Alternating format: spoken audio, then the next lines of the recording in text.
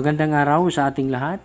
Ngayon, isi-share ko sa inyo yung ginagawa ko pagkatapos kong gamitin yung generator. Kasi kanina sa amin ay nag-brown out ng 12 oras, 6 AM to 6 PM. So, pagkatapos kong gamitin yung generator, meron pa siyang gasolina sa loob ng tangke. So, ang ginagawa ko ay dinidrain ko po yung gasolina sa tangke ng generator. Yan po. Tapos binubuksan ko dito sa ibabaw para mas mabilis yung pag-agos ng gasolina doon sa may karburador.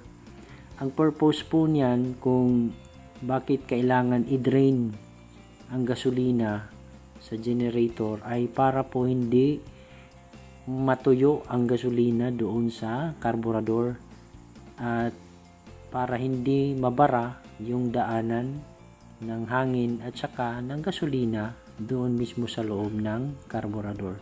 At pag nagawa natin yan, ang generator ay hindi kaagad masisira.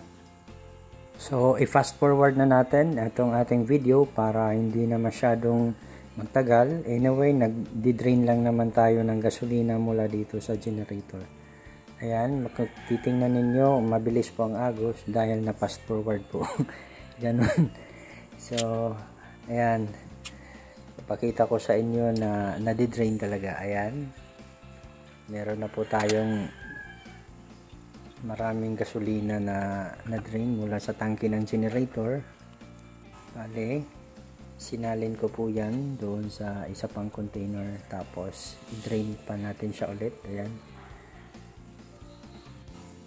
madami pa rin. Ayan, so ayan, naubos na rin sa wakas. So okay na itong ating ginawa, na-drain na natin lahat ng gasolina sa generator. So okay na po ito.